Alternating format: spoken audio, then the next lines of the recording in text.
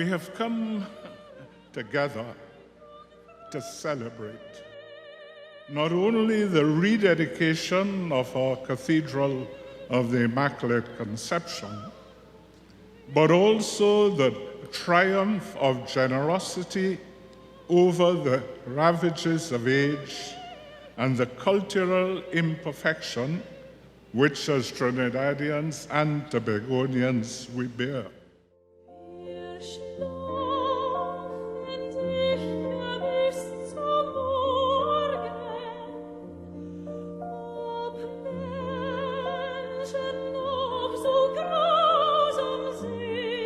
I came in this church in 2005, and being in this church, from seeing where it was from before to now, it has changed significantly. I have been a regular at the Cathedral since the late 70s, and I'm presently working as the attendant in charge of the temporary chapel that is housed at Nelson Street Girls until such time as the Cathedral of the Immaculate Conception becomes fully operational on a daily basis. Hardly in the world is go anywhere and see places like this. Yeah, because since I'm working here, I had some foreigners just come from the cruise ship, and they told us, you know, it's fantastic. It's the best to see, one of the best churches in the world. They ever see Catholic Church in Trinidad and Tobago. The rebuilding of this cathedral church is therefore a parable of the rebuilding of the church made up of living stones.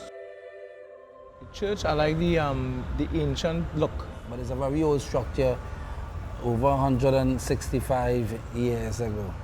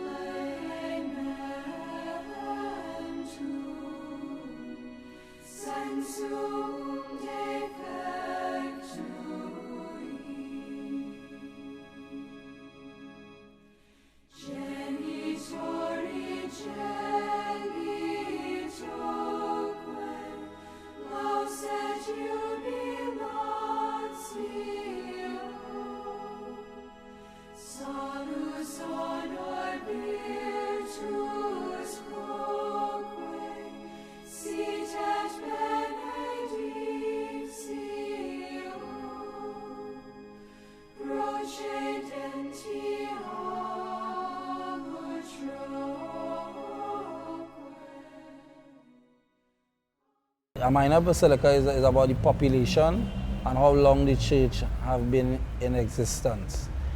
If you look in certain countries, some countries have cardinals running, some countries have bishops, some of them have archbishop. This archdiocese is one of the biggest in the Caribbean because Joseph Harris, who is the Archbishop of Port of Spain, runs the whole archdiocese.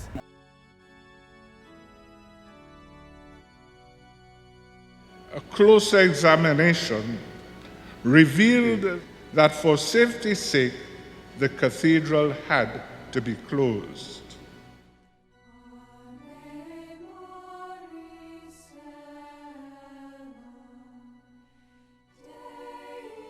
It had been closed on Easter Monday, 2012 for renovations and restoration.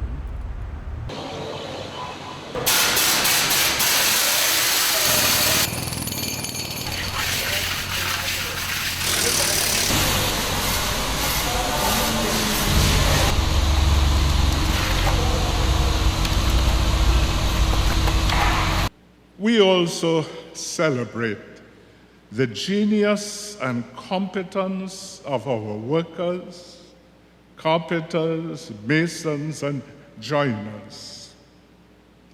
It was a surprise to me to learn that the grandfathers and great-grandfathers of many of our workmen worked on the building of the original cathedral. And today, their grandsons and granddaughters, great-grandsons and great-granddaughters have put their talents and competencies to restoring the beauty which their forefathers created and left for us. A lot of things has changed from back then. Change of different things, change of the organ, change of the altar. You use chandeliers. From before it wasn't that, it was just normal 4 lights going down to the center. You know, the baptism font was different because water was coming out from the wall and they had Joseph to the side. You know, it's more modernized and up to date in terms of how the structure is now. The roof was strengthened, various arches and foundations were also strengthened, and the stained glasses were polished. Various minor and major work went on. The first phase of restoration of the cathedral began in the northwestern end of this church. My favorite change in the cathedral is the crypt. By they're moving Bishop Menz and Anthony Panting from the old crypt into the new crypt at the back of the church. There was a service putting the bodies back into the cathedral, and they are behind the altar. Archbishop Pantin was the first locally born Archbishop of the Archdiocese of Port of Spain. He was a nice person in a sense, you know. He had a willing heart, you know. I used to believe that because my spirit used to tell me that. You know, the kind of things he do for people and assist people with, he was a good man. One of the best bishops the world ever see. Years ago, he had an open door service at the Archbishop House, that where people used to go and see him, and he assisted them in any way, if his house, land. He was a very nice person. He was a very humble person. He's a very good Archbishop, and his case for canonization as a saint is in progress. The late Archbishop Pantin, who died, was a very nice person, a very caring person, a person who hears the small man, hears anybody cry. He gives anybody in society, different walks of life, even creed, race, whatever religion, he sees you, he hears your cry. And he loves everyone. He don't shy away anybody. He don't say he's not a Catholic. He loves by all.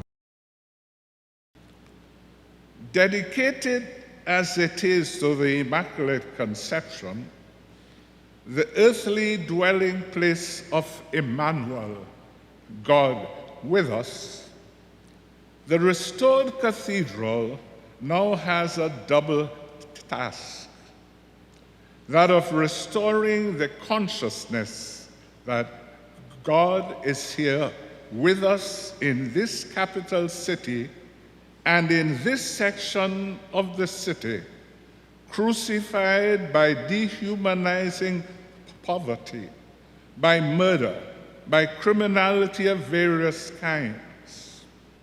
This restored cathedral is our holy place. It is strategically placed 1 block away from City Gate. Here persons can come to visit the Lord before they begin their daily endeavors. Here is housed the tabernacle in which Christ is truly present. The Cathedral of the Immaculate Conception impact the city in a very significant way, where a lot of Catholics or non-Catholics have the opportunity to come in church and pray. Well, it's a nice thing to have it here in the heart of Portiswin. And once you come out of Max and you pass by Brown Pumla, they will see the Catholic Church on the right, and if it's a Catholic, or if you don't have to be a Catholic, people just come here. Catholics just welcome anybody. You could come in anytime, sit down, worship God, meet long, whatever, It's an environment where that can help you to find where you are. Like if you are lost, this church being in the capital city is one of the most beautiful things that they can do, because a lot of young people come in the church, pray, bring new people. It's a nice environment. It's a very nice environment. May this restored cathedral be the catalyst for taking the terribly brutalized body of East Port of Spain, incarnate in the unemployed and underemployed, in the homeless, in the abused, in the addicted, down from the cross and put on the road to resurrection.